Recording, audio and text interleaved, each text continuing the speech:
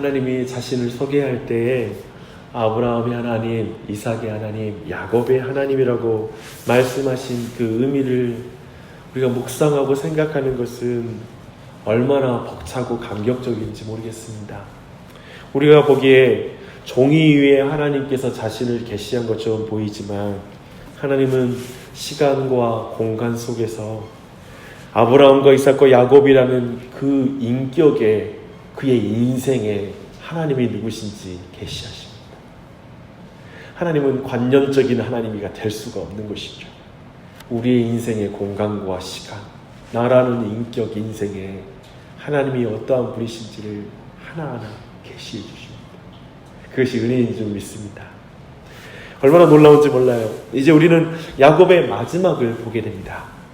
우리는 야곱과 그의 자녀들이 어떤 인물이었고 그들이 어떤 일을 행했는지 시간과 공간 속에서 여러 가지로 충분하지는 않지만 우리는 그 대략을 계속 읽고 있습니다. 말 많고 탈 많은 야곱과 그의 가족들, 아브라함의 언약의 계승자로서 어울리지 않는 인격을 가지고 있는 그 사람들, 그런 사람들이었죠.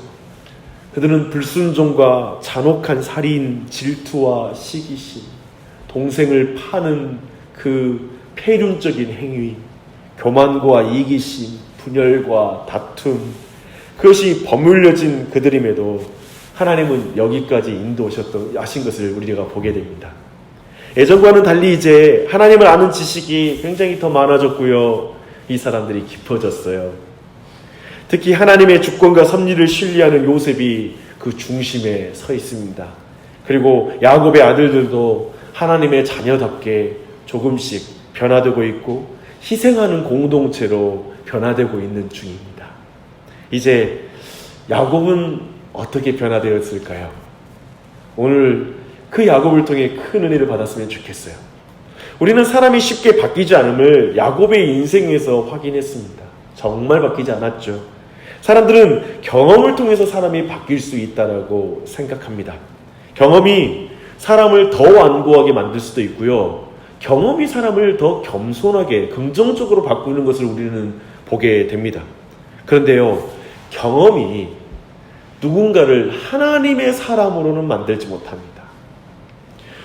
왜냐하면 그 증거로 고통이 모든 사람들을 하나님 믿게는 만들지 않잖아요. 때로는 어떤 사람은 고통 때문에 하나님을 비난하고 저주하고 떠나는 사람도 있잖아요. 그러니 고통이 누군가에게 믿음을 주거나 어떤 경험이 사람들을 하나님의 사람으로 만들지는 않습니다. 하지만 하나님은 경험을 통해서 하나님의 사람을 빚어가십니다.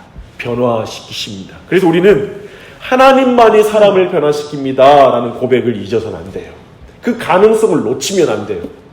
우리의 인생 속에 가족이든지 누구든지 지독하게 안 변화되는 사람들을 보게 돼요. 그러면 변화 안 되려나 보다 라고 생각하고 절망에 빠지기 쉬운데, 그러나 놓치지 말아야 될 건, 그런데 하나님만이 변화시킵니다 라는 이 고백을 놓쳐서는 안 될 줄 믿습니다. 야곱의 변화는 오늘 본문에 잘 드러나 있습니다.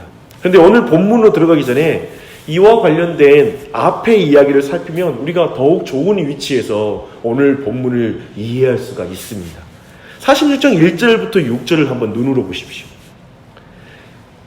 이스라엘 곧 야곱은 요셉이 살아있고 이제 애굽의 총리가 되었으며 그가 자신을 먹을 양식이 있는 애굽으로 부르고 있다라는 그 소식을 듣게 돼요. 이게 무슨 의미입니까?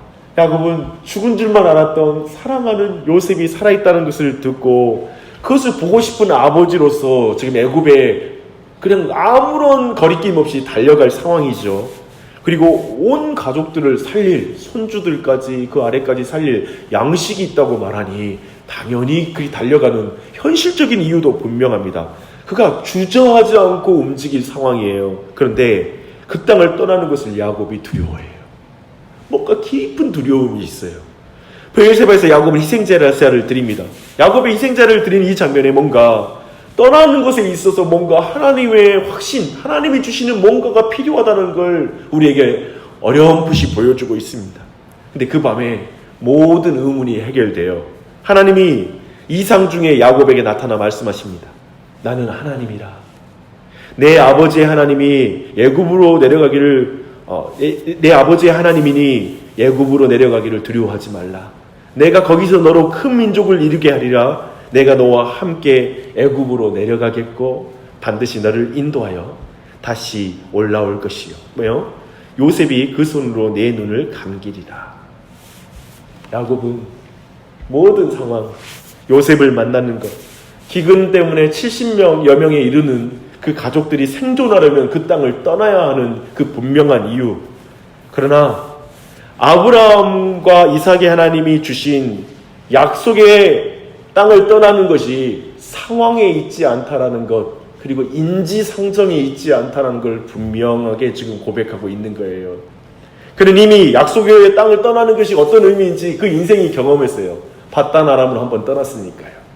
그래서 그에게는 그 약속의 땅을 떠나는 것은 아마도 너무나 특별한 문제였을 거예요. 그것은 안 되는 일이야. 하나님, 이 땅에 내가 어떻게 돌아왔는데 라는 마음을 가졌을 수 있습니다. 그래서 그는 인지상정으로, 가족의 경제 상황으로, 생계 때문에 움직이는 사람이 아닌 거예요. 상황 때문에 힘들어서 그 땅을 떠날 수는 없는 거예요. 자식이 부른다고 해서 그 죽은 줄 알았던 자식이 오라고 하니까 그 가족을 보기 위해서 갈 수 있는 게 아닌 거예요. 그는 이 모든 것이 하나님의 뜻인지 확인하고 나서야 움직이기 시작해요. 모든 두려움을 이기고 움직이기 시작합니다. 야곱이 변했어요. 야곱이 이런 자리에 이르렀어요. 그런 야곱이 예고방을 47장에 보니까 예고방을 만나는 장면은 더 근사해요. 47장 7절로 10절을 보십시오. 요셉이 자기 아버지 야곱을 인도하여 바로 앞에 서게 하니 야곱이 바로에게 축복하며 바로가 야곱에게 묻되 내 나이가 얼마냐? 야곱이 바로에게 아뢰되 내 나그네 길의 세월이 130년이니이다. 내 나이가 얼마 못 되니 우리 조상의 나그네 길의 연조에 미치지 못하나 험악한 세월을 보내었나이다 하고 야곱이 바로에게 축복하고 그 앞에서 나오니라.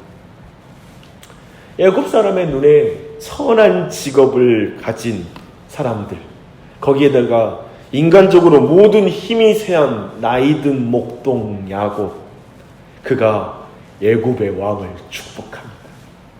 멋있죠. 멋있죠. 사실 지금 애굽이 지금 살아있는 것은 아브라함 언약의 계승자인 야곱의 권위 아래에 있는 요셉 때문이지 않습니까? 요셉 때문에 지금 사실 그 사람들이 살아있긴 하잖아요.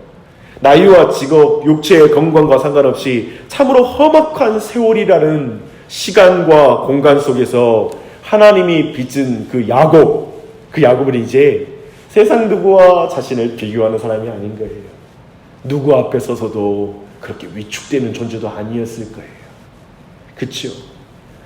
과거에 살기 위해 그 조상 아브라함은 바로에게 아내를 누이라고 속였거든요. 근데 손자 때에 와서 그 아브라함의 손자 야곱이 바로를 축복하고 있어요. 얼마나 아름다운 장면이에요. 그런 야곱의 변화가 극적으로 나타나는 것이 오늘 본문이에요. 27절로 31절은 야곱의 유언입니다. 야곱의 유언이 굉장히 저는 읽는데, 솔직히 말하면 저는 읽는데 눈물이 났어요. 그렇게 이 유언이 먹먹하게 와닿더라고요. 이제 자손들은 애굽 땅에서 번성하고 있어요. 잘 나가요, 지금 상황이. 그런데 그는 요셉을 불러 이렇게 유언해요. 나는 애굽에서 죽는다. 내 자손들도 애굽에서 번성할 것이다. 그러나 이곳은 우리가 있을 영원한 본향이 아니다. 저 가나안 땅이 우리에게 하나님이 주신 약속의 땅이다. 그러니 내 매장지는 가나안 땅이 되어야 한다. 약속해 달라. 나를 이곳에 묻지 말고 나를 약속의 땅에 묻어줄 것을 약속해 달라. 이걸 요구하고 있습니다.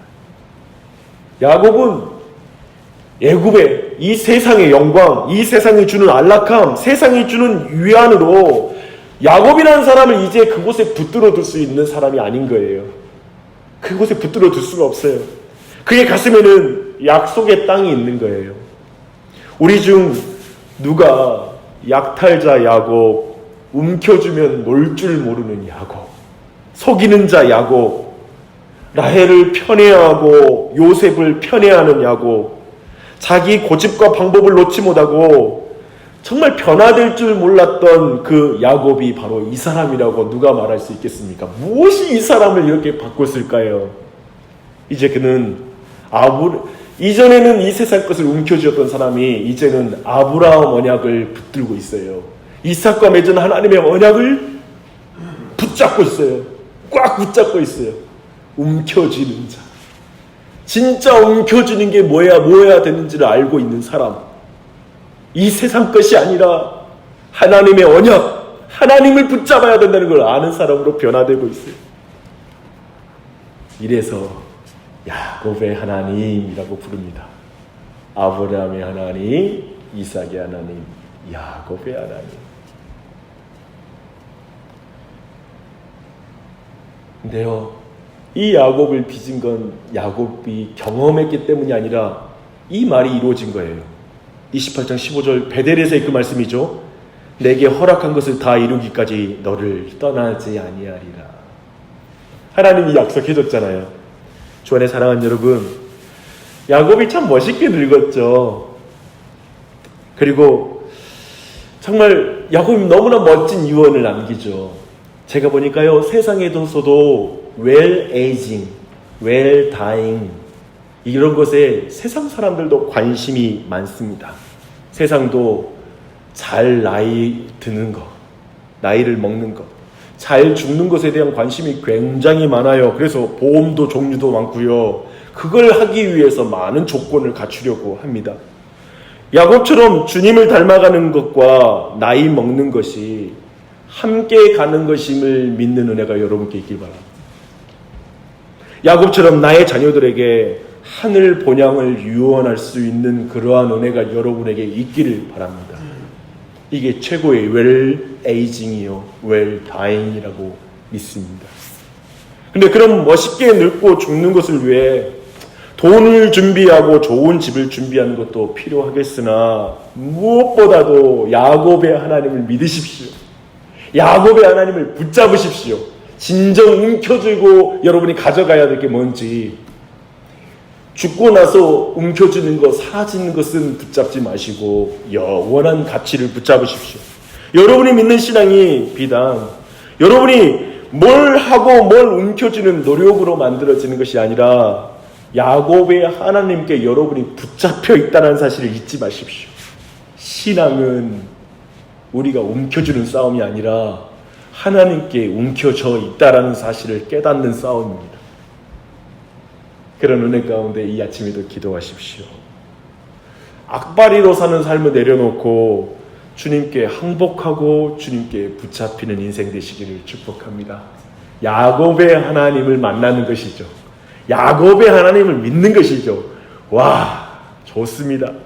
저는 이 야곱의 하나님이 약한 자의 복음인 것을 믿습니다.